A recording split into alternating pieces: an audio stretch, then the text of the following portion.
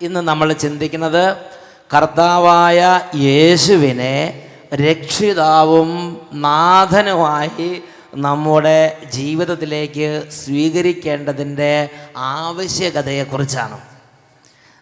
യേശു ക്രിസ്തുവിനെ കുറിച്ച് ശ്ലീഹന്മാർ നമുക്ക് നൽകിയിരിക്കുന്ന വളരെ പ്രധാനപ്പെട്ട ഒരു നിർദ്ദേശം 1 പത്രോസ് 3:15 നമ്മൾ വായിക്കുന്നുണ്ട്. 1 പത്രോസ് 3:15 ക്രിസ്തുവിനെ കർത്താവായി നിങ്ങളുടെ ഹൃദയത്തിൽ പൂജിക്കുവിൻ. Jesus is my lord. യേശു എൻ്റെ കർത്താവാണ്. ഇങ്ങനെ പറയുന്നതിൻ്റെ വില, ഈ ഒരു അനുഭവത്തിലേക്ക് നമ്മുടെ ജീവിതത്തെ നീക്കുന്നതിൻ്റെ പ്രസക്തി പല വിശ്വാസികൾക്കും അറിയാൻ പാടില്ല. നീ യേശുവിനെ കർത്താവും രക്ഷിതാവുമായി സ്വീകരിച്ചിട്ടുണ്ടോ എന്ന് ചോദിച്ചാൽ ആർക്കറിയാം? ഇതായിരിക്കും ഉത്തരം. യേശുവിനെ രക്ഷിതാവായി ഹൃദയത്തിൽ സ്വീകരിച്ചിട്ടുണ്ടോ? ഞാൻ പലപ്പോഴും എൻ്റെ ജീവിതത്തിൽ ചിന്തിച്ച് എനിക്ക് വളരെ കൺഫ്യൂഷൻ ഉണ്ടായ ഒരു കാര്യമാണ്, യേശുവിനെ ഞാൻ എൻ്റെ ജീവിതത്തിൻ്റെ കർത്താവും രക്ഷിതാവുമായി സ്വീകരിച്ചിട്ടുണ്ടോ? യേശുവിൻ്റെ കുരിശുമരണം ഞാൻ എൻ്റെ ഹൃദയം കൊണ്ട് അംഗീകരിച്ചിട്ടുണ്ടോ? പ്രിയപ്പെട്ട സഹോദരങ്ങളെ, യേശുക്രിസ്തുവിൻ്റെ കുരിശുമരണത്തെ ഹൃദയം കൊണ്ട് അംഗീകരിച്ച് യേശുക്രിസ്തുവിനെ സ്വന്തം ജീവിതത്തിൻ്റെ രക്ഷിതാവും കർത്താവുമായി ആരാധിക്കുന്ന ഒരു ദൈവ പൈതലായി ഞാനും നിങ്ങൾ രൂപാന്തരപ്പെട്ടിട്ടുണ്ടെങ്കിൽ നമുക്ക് ഒരു ലക്ഷണം ബൈബിൾ പറയുന്നുണ്ട്. അത് പത്രോസിലേക്ക് എഴുതിയ 1-ാം ലേഖനം 2-ാം അധ്യായം 24-25 തിരുലിഖിതങ്ങൾ. 1 Peter chapter 2 verses 24 and 25. അവിടെ നമ്മൾ വായിക്കുന്നത് എങ്ങനെയാണ്? നമ്മുടെ പാപങ്ങൾ വഹിച്ചുകൊണ്ട് അവൻ കുരിശിലേക്ക് കയറി. അത് നാം പാപത്തിന് മരിച്ച് നീതിക്കായി ജീവിക്കേണ്ടതിനാണ്. അവൻ്റെ മുറിവിനാൽ നിങ്ങൾ സൗഖ്യമുള്ളവരാക്കപ്പെട്ടിരിക്കുന്നു.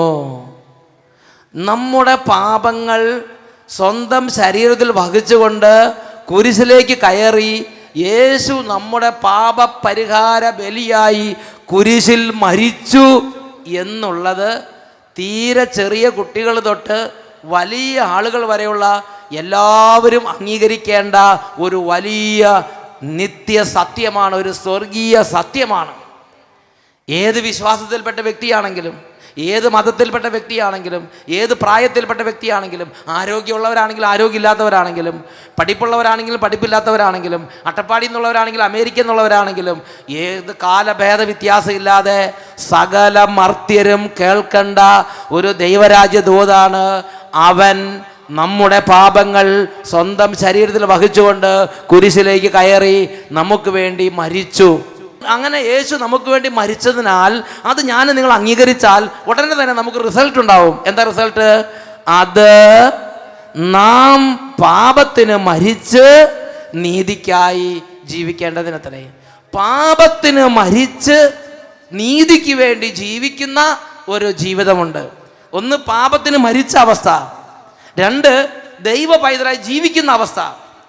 അപ്പോൾ യേശുവിൻ്റെ കുരിശുമരണത്തെ ഹൃദയം കൊണ്ട് അംഗീകരിച്ച് യേശുവിനെ കർത്താവായി പൂജിച്ചാൽ നമ്മുടെ ജീവിതത്തിൽ വരുന്ന ഒന്നാമത്തെ ഒരു ലക്ഷണമാണ്, അല്ലെങ്കിൽ നമ്മുടെ ജീവിതത്തിൻ്റെ റിസൾട്ടിൽ ഒന്നാമത്തെ റിസൾട്ടാണ് നാം പാപത്തിന് മരിച്ച് ദൈവ പൈതലായി ജീവിക്കുന്ന ഒരു അവസ്ഥയിലേക്ക് വരും. പാപത്തിന് മരിച്ച് ദൈവ പൈതലായി ജീവിക്കുന്ന അവസ്ഥ. എന്താ പാപത്തിന് മരിച്ച അവസ്ഥ എന്ന് പറഞ്ഞാൽ എന്താ അർത്ഥം? പാപത്തിന് മരിച്ച അവസ്ഥ, പാപത്തിന് മരിച്ച അവസ്ഥ. ഇപ്പം നമ്മൾ സത്യത്തിൽ പാപത്തിന് മരിച്ച അവസ്ഥയിലാണോ? എക്സ്ക്യൂസ് മീ, ഉറക്കെ പറ. പാപത്തിന് മരിച്ച അവസ്ഥയിലാണോ? ഇപ്പം നമ്മുടെ അവസ്ഥ എന്താണെന്നുള്ളത് മക്കളെ ഞാൻ പറഞ്ഞു തരാം. അതായത് ഒരു സംഭവം ഞാൻ വായിച്ചത് ഇങ്ങനെയാണ്, വായിച്ചതല്ല, ഒരു ചിത്രീകരണമാണത്, അതും വേറെ ചിത്രീകരണമാണ്. അതായത് ഒരു ദൈവദാസൻ ഒരു രാജ്യത്ത് സുവിശേഷ വേല ചെയ്യുന്ന സമയത്ത് ആ ദൈവദാസൻ റോട്ടിൽ കൂടെ നടക്കുമ്പം ഒരു നല്ല ബാനർ കണ്ടു. ബാനർ കണ്ടപ്പോൾ ഇതെന്താ കഥയെന്ന് അറിയാൻ വേണ്ടി അദ്ദേഹം ടിക്കറ്റ് എടുത്ത് ആ ബാനറിൽ പറഞ്ഞിരിക്കുന്ന ഡോഗ് ഷോ കാണാൻ വേണ്ടി ഉള്ളിലേക്ക് കയറി. അങ്ങനെ കയറി കഴിഞ്ഞപ്പോൾ ഈ ഡോഗ് ഷോ വിശേഷ ടൈപ്പായിട്ടുള്ള ഡോഗ് ഷോ ആണ്. നമ്മുടെ ഇവിടുത്തെ പോലെ ഡോഗ് ഷോ ഒന്നും അല്ല. വിസിൽ മുഴങ്ങി കർട്ടൻ മാറി നോക്കുമ്പോൾ 10-40 തടിമാടൻ പട്ടികൾ, ഇങ്ങനെ പട്ടികളല്ല ഡോഗ്സ് ഇരിക്കുകയാണ്. അതിന് പട്ടി എന്നാണോ എന്താണെന്ന് വെച്ചൊക്കെ വിചാരിച്ചോ. Praise the Lord. അങ്ങനെ ഇരിക്കുകയാണ്. അങ്ങനെ ഇരിക്കുന്ന സമയത്ത് ദേവദാസൻ പല ഡോഗ്സിനെയും കണ്ടിട്ടുണ്ട്. പക്ഷേ ഇത് നല്ല ട്രെയിനിങ് കിട്ടിയ നല്ല പോലീസ് നായ്ക്കളെ പോലെയുള്ള നല്ല ഡോഗ്സാണ്. പാലും മുട്ടയും ഒക്കെ കൊടുത്ത് ട്രെയിനിങ് ഒക്കെ കൊടുത്ത് ഡിസിപ്ലിൻ കൊടുത്തിട്ടുള്ള നല്ല നായ്ക്കളാണ് ഇങ്ങനെ ഇരിക്കുന്നത്. കാരണം ഇത് ഇത്രയും വലിപ്പമുള്ള നായ്ക്കളെയൊക്കെ ദേവദാസൻ വളരെ ചുരുക്കമായിട്ട് കണ്ടിട്ടുള്ളൂ. ചില ചാവാലിപ്പട്ടികളൊക്കെ പല സ്ഥലത്തും കണ്ടിട്ടുണ്ട്. പക്ഷേ ഇത് ഒരു ഷോ തന്നെയാണ്. അതുകൊണ്ട് അദ്ദേഹം അങ്ങനെ ഇത് ശ്രദ്ധിച്ചിരിക്കുമ്പോൾ ഇതാ ഒരു പേടമാൻ കുട്ടി ഈ സ്റ്റേജിലേക്ക് ആ സംഘാടകർ അഴിച്ചുവിട്ടു. ഈ 10-40 ഈ ട്രെയിനിങ് കിട്ടിയ ഈ ഡോഗ്സിൻ്റെ മുമ്പിലേക്ക് ഈ പേടമാൻ കുട്ടി ഇങ്ങനെ വന്നപ്പോൾ ഈ ദേവദാസൻ അങ്കലാപ്പായി.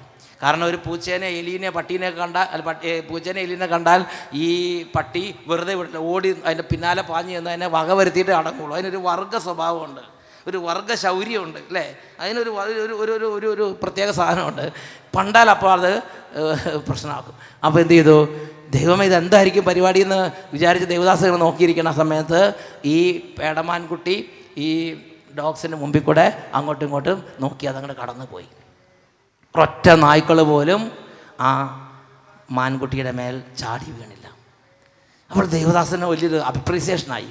ഈ നായ്ക്കൾക്ക് നല്ല ട്രെയിനിങ് കിട്ടിയിട്ടുണ്ട്, കൺട്രോൾ ചെയ്ത് അതെല്ലാം നായ്ക്കൾ നല്ല ഡിസിപ്ലിൻ. അവിടെ ഇരുന്നു അനങ്ങിയിട്ടില്ല. എല്ലാത്തിനും നമ്പർ കൊടുത്തിട്ട് നമ്പറിലാണ് വന്നിരിക്കുന്നത്. പിന്നെ അത് കൈയും കുത്തി അങ്ങനെ ഇരിക്കുകയാണ്. ഒറ്റ ഒരെണ്ണം അനങ്ങളില്ല. മാനെ കണ്ട് ചാടി വീഴേണ്ടായിരുന്നു, പക്ഷെ ചാടി വീണില്ല, അങ്ങനെ ഇരിക്കുകയാണ്. പക്ഷെ ദേവദാസൻ ശ്രദ്ധിച്ചപ്പോൾ ഒരു കാര്യം മനസ്സിലായി. ഈ നായ ചാടി വീഴുന്നില്ലെങ്കിലും ഈ നായ്ക്കളുടെ എല്ലാം വായിൽ ഈ ഒരു വേട്ടമൃഗത്തെ കണ്ടാൽ വേട്ടനായുടെ ഉള്ളിൽ വെള്ളം മാതിരി വെള്ളമൊക്കെ വന്നേക്ക് അതൊക്കെ ഇറക്കിയിട്ട് പിന്നെ ഇങ്ങനെ തുറച്ച് നോക്കി ഇങ്ങനെ ഇരിക്കുകയാണ്. പ്രിയപ്പെട്ട സഹോദരങ്ങളെ, അനേകം ക്രിസ്ത്യാനികളുടെ ആത്മീയ ജീവിതം ഇതുപോലെയാണ്.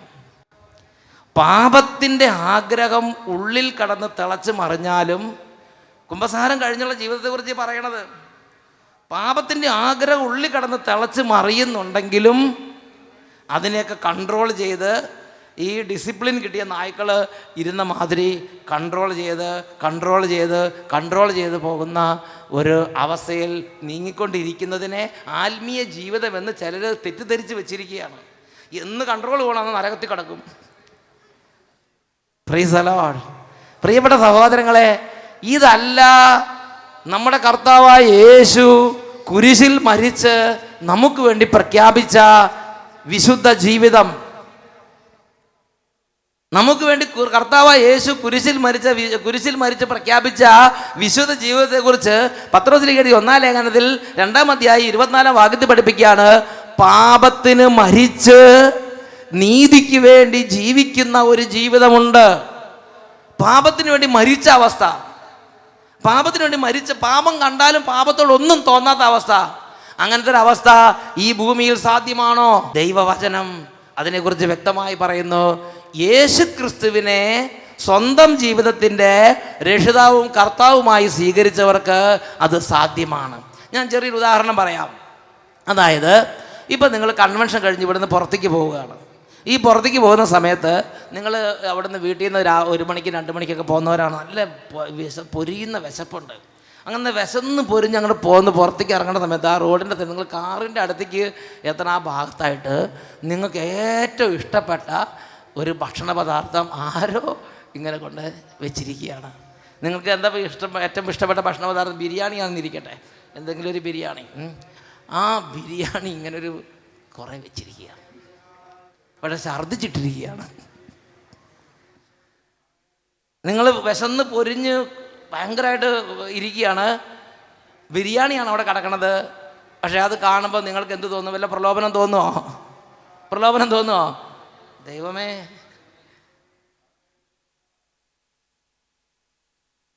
ധ്യാനം കൂടിയില്ലായിരുന്നെങ്കിൽ ഇതൊക്കെ കഴിക്കാം. അങ്ങനെ ചിന്തിക്കോ? അത് ആ ഛർദ്ദിച്ചിട്ടിരിക്കുന്ന ആ ഭക്ഷണ പദാർത്ഥം കാണുമ്പോൾ തന്നെ നമുക്ക് എന്ത് തോന്നും? ഉറക്കെ പറ, എന്ത് തോന്നും? ഒരു അറപ്പ് തോന്നും അല്ലേ? അതെന്തുകൊണ്ടാണ് അങ്ങനെ അറപ്പ് തോന്നണത്? എന്തെങ്കിലും നിയമം ഇവിടെ ഉണ്ടോ? ഇന്ത്യ ഗവൺമെൻറ് വല്ല നിയമം വച്ചിട്ടുണ്ടോ? മറ്റൊരാൾ വിസർജിച്ചിരിക്കുന്നത് ആരും കഴിക്കരുത്. ഇവിടെ നിയമമുണ്ടോ? മറ്റൊരാളുടെ വിസർജ്യം കഴിച്ചാൽ 10 വർഷം തടവും 50,000 രൂപ പിഴയും ഉണ്ടോ? ഇല്ല. ശിക്ഷ കിട്ടുമെന്ന് പേടിച്ചിട്ടാണോ കഴിക്കാത്തത്? ഇനി സ്വർഗത്തിൽ പോകണമെന്ന് ആഗ്രഹിച്ചിട്ടാണോ കഴിക്കാത്തത്? പിന്നെ എന്തുകൊണ്ടാണ് അത് കണ്ടിട്ട് കഴിക്കാത്തത്? സമ്മാനത്തിന് വേണ്ടിയോ ശിക്ഷയിൽ നിന്ന് ഒഴിവാകാൻ വേണ്ടിയോ അല്ല നമ്മളത് കഴിക്കാത്തത്. പിന്നെ എന്തുകൊണ്ടാണ് കഴിക്കാത്തത്? ഈ ശരീരത്തിൽ ജീവനുള്ളിടത്തോളം കാലം ഈ ശരീരത്തിൻ്റെ ഒരു പ്രത്യേകതയാണ്, ഇങ്ങനെയുള്ള വിസർജ്യ വസ്തുക്കൾ കണ്ടാൽ നൈസർഗികമായ ഒരു അറപ്പ്. അതിന് നിയമം നോക്കണ്ട, റീസണിങ് നടത്തണ്ട, അത് കഴിച്ചാൽ വല്ല രോഗമൊക്കെ ഉണ്ടാകാൻ സാധ്യതയുണ്ട്, അതുകൊണ്ട് വേണ്ട. അങ്ങനെ നമ്മളൊരു റീസണിങ് നടത്തേണ്ട ആവശ്യമില്ല. കാണുമ്പോൾ തന്നെ ഒരു അറപ്പങ്ങോട്ട് തോന്നും, എനിക്ക് വേണ്ട, എനിക്ക് വേണ്ട. അതിൻ്റെ റീസണൊന്നും നമ്മൾ അന്വേഷിക്കുന്നില്ല, വേണ്ട, ഇത്രേ ഉള്ളൂ. എന്തുകൊണ്ടാണ് കഴിക്കാത്തതെന്ന് ഇവിടെ ആരെങ്കിലും അന്വേഷിക്കുന്നുണ്ടോ? പ്രൈസ് ദി ലോർഡ് എന്നൊക്കെ പറഞ്ഞ ഹല്ലേലൂയ. പ്രിയപ്പെട്ട സഹോദരങ്ങളെ, ശരീരത്തിൽ ജീവൻ ഉള്ളിടത്തോളം, ശരീരത്തിൽ ജീവൻ ഉണ്ടെങ്കിൽ ഈ ശരീരത്തിൻ്റെ പ്രത്യേകതയാണ് അത് കാണുമ്പോൾ തന്നെ ഒരു അറപ്പ്, ഒരു വെറുപ്പ്. നമ്മൾ എന്നെ അറപ്പോടെ ഉപേക്ഷിക്കും, അല്ലെങ്കിൽ വെറുപ്പോടെ ഉപേക്ഷിക്കും. നിങ്ങളുടെ ജീവിതത്തിൽ നിങ്ങൾ യേശുവിനെ സത്യമായും കർത്താവ് രക്ഷിതാവ് സ്വീകരിച്ചിട്ടുണ്ടെങ്കിൽ പാപത്തെ സംബന്ധിച്ച് ഈ ഒരു അവസ്ഥയിലേക്ക് നിങ്ങളെ ഉയർത്തുന്ന വിധം ശ്രേഷ്ഠമാണ് നമ്മുടെ വിശ്വാസം. പക്ഷേ വിശ്വാസം എവിടെ കിടക്കണം? യഥാർത്ഥ സ്ഥിതി എവിടെ കിടക്കണം? ഹല്ലേലൂയ. നമ്മളിൽ പലരും, നമ്മളിൽ നിരവധി പേര് പാപത്തിന് മരിച്ചവരല്ല. പാപത്തിൻ്റെ മേൽ കൺട്രോൾ ചെയ്ത് നടന്നിട്ട് വിശുദ്ധി ഉണ്ടെന്ന് പറഞ്ഞ് നടക്കുക. ഒരു വിശുദ്ധി അവിടെ ഇല്ലെന്ന് മനസ്സിലാക്കണം. കൺട്രോൾ മാത്രമേ ഉള്ളൂ. എന്ന് കൺട്രോൾ പോകണം, അന്ന് വിശുദ്ധി പോകും.